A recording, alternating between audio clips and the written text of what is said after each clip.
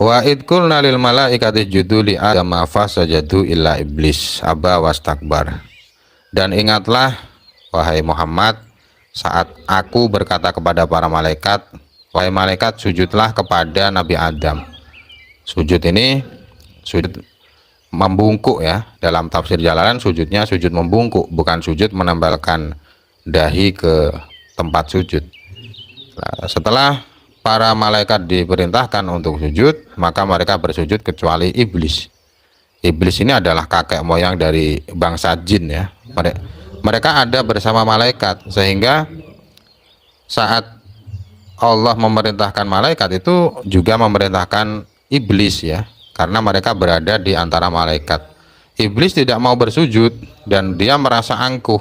Dia mengatakan, saya lebih baik daripada manusia, kenapa saya harus sujud kepadanya? Wa kana minal kafirin. Dia termasuk golongan orang-orang yang kafir dalam ilmu Allah.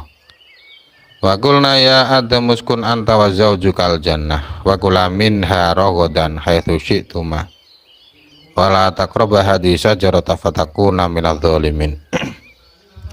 Dan aku berkata kepada Adam, wahai Adam, tempatilah surga dengan istrimu. Jadi, tempatilah surga bersama dengan istrimu. Dan istrimu ini yang dimaksud adalah Hawa ya. Kita tahu istri Nabi Adam itu Hawa. Dan Hawa itu diciptakan dari tulang rusuk bagian kiri Nabi Adam. Tempatilah surga dan makanlah kalian berdua dari surga apapun tanpa ada batasan. Haitsu syi'tuma, apapun yang kalian mau. Wala taqrabu hadhihi syajarah. Jadi kalian boleh memakan apa saja tanpa batas, kecuali pohon ini. Jangan kalian mendekati pohon ini, jangan kalian makan buah pohon ini. Ya, di sini dalam tafsir Jalalain, buah di pohon itu dikatakan, ada yang mengatakan buahnya adalah buah gandum, ada yang mengatakan kurma, dan ada juga yang mengatakan yang lainnya. Fatakuna minadh dhalimin. Kalau kalian memakan buah dari pohon ini, kalian akan tergolong orang-orang yang maksiat. Fa'azallahuma syaitanu anha fa'akhrajahuma mimma kana fi. Lalu setan, yaitu iblis ya, iblis membujuk mereka berdua. Iblis menjadikan mereka berdua mau memakan buah yang dilarang oleh Allah Subhanahu wa taala. Sehingga sebenarnya yang mengusir Nabi Adam dan Hawa adalah iblis ya, mengusir dari surga. Jadi iblis berkata kepada mereka berdua, apakah kalian mau aku beritahu satu pohon keabadian? Dan iblis itu membujuk Nabi Adam, dia bersumpah dengan nama Allah. Dia bersumpah dengan nama Allah, sungguh aku ini bukan orang yang menyesatkan, bukan makhluk yang menyesatkan kalian, tapi aku ini pemberi nasihat. Jadi setelah bersumpah dengan nama Allah dan membujuk Adam dan Hawa, keduanya makan buah yang dilarang itu. Fa'akhrajahuma mimma kana fih. Sehingga iblis mengeluarkan Adam dan Hawa dari surga, dari kenikmatan-kenikmatan yang ada di sana. Qulnah bitu. Lalu aku berkata kepada Adam dan Hawa, turunlah kalian ke bumi. Turunlah kalian ke bumi. Kalian berdua dan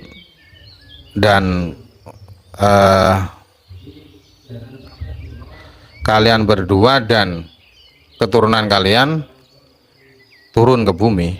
Ba'dukum li ba'din adu.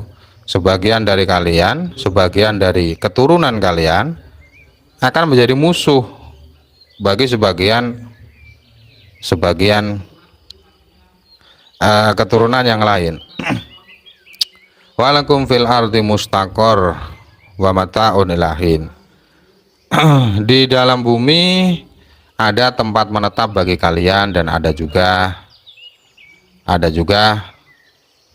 pepohonan-pepohonan, tumbuh-tumbuhan yang akan yang bisa kalian nikmati hingga masa waktu yang telah ditentukan. Jadi waktu habisnya usia kalian.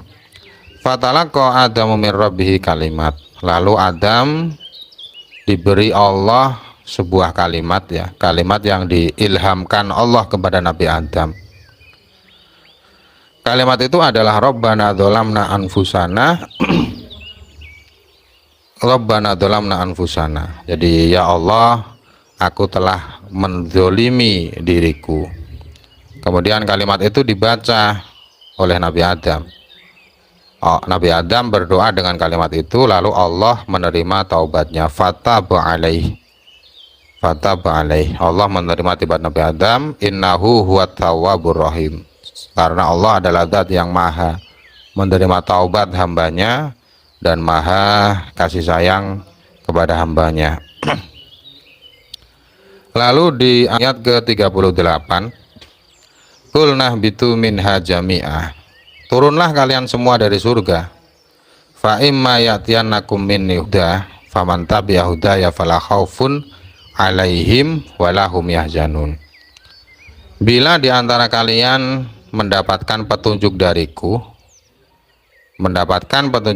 datang petunjuk dariku, yaitu berupa Al-Quran dan utusan, maka setiap orang yang mengikuti petunjukku, setiap orang yang beriman kepadaku dan bertaat kepadaku, maka tidak ada ketakutan bagi mereka dan tidak ada kesedihan bagi mereka di akhirat nanti, yaitu mereka akan masuk surga. Walladzina kafaru wa kadzdzabu biayatina ulaika ashabun nari hum fiha khalidun. Dan orang-orang yang kafir dan mendustakan ayat-ayatku, mendustakan kitab-kitabku, mereka adalah penghuni neraka. Mereka abadi di sana. Mereka akan menetap di sana selamanya, tidak akan hancur dari sana dan tidak akan keluar dari sana. Ya Bani Israel. Ini sekarang sudah pembahasan baru, ya, membahas atau menceritakan keturunan Nabi Yakub.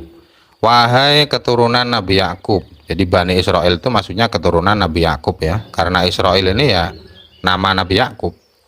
Udkuru nikmati allati an'amtu alaikum. Wahai keturunan Nabi Yakub, ingatlah kenikmatan yang aku berikan kepada kalian. Ingatlah kenikmatan yang aku berikan kepada nenek moyang kalian, yaitu aku selamatkan kalian dari Fir'aun, aku belah lautan untuk kalian, aku beri kalian naungan berupa awan dan selainnya. Jadi mengingat nikmat Allah artinya bersyukurlah kalian kepada nikmat itu dengan cara taat kepadaku. Jadi syukur kepada Allah itu ya bentuknya berupa taat kepada Allah. Wa aufu bi ahdi ufi bi ahdikum. Wa aufu bi ahdi ufi bi ahdikum.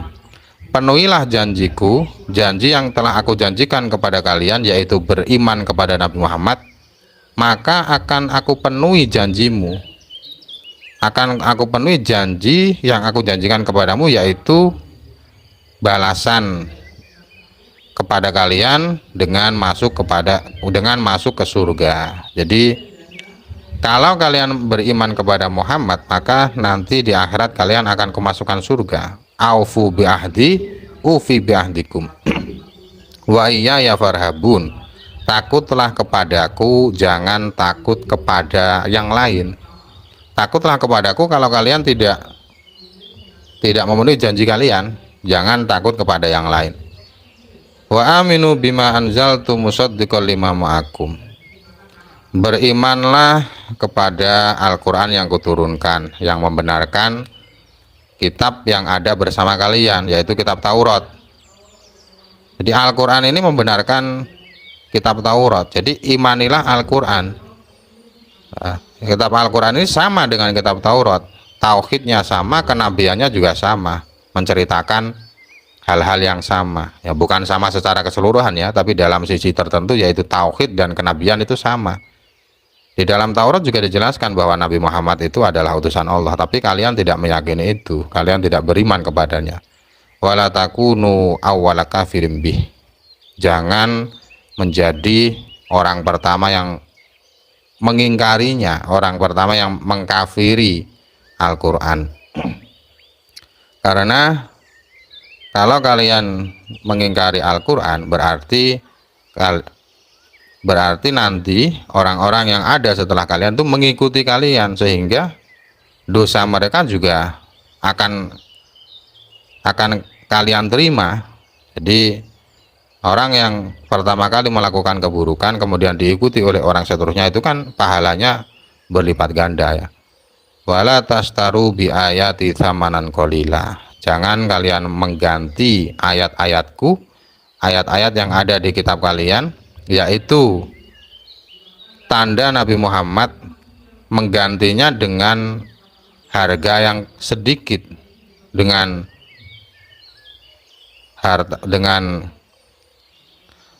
bagian dunia yang sedikit. Ini di sini agak ramai ya, jadi itu kalau ramai pusing pikirannya sebenarnya. La taktumuha khaufa fawati ma ta'khudunahu min salafatikum. Kamu jangan merubah kitab Taurat demi mendapatkan secuil dunia. Jadi Bani Israel itu dalam ayat ini diceritakan mereka merubah-rubah isi kitab Taurat. Mereka menghapus tanda Nabi Muhammad dalam kitab Taurat. Mengapa dihapus? Karena mereka khawatir kalau tanda Nabi Muhammad disebutkan dalam kitab Taurat, nanti semua orang akan beriman kepada Nabi dan penghasilan mereka itu menjadi hilang. Jadi penghasilan para kepala-kepala Yahudi itu ya hasil dari kaum mereka. Kaumnya itu dipaksa untuk membayar setiap tahunnya. Nah, nanti kalau mengakui Nabi Muhammad sebagai Nabi, berarti kan semua orang akan memuliakan Nabi, tidak lagi membayar kepada mereka, sehingga sifat Nabi Muhammad dibuang saja di dalam Taurat. Wa iya ya fattakun, dan takutlah kepadamu. Dalam hal itu jangan pernah takut kepada yang lain.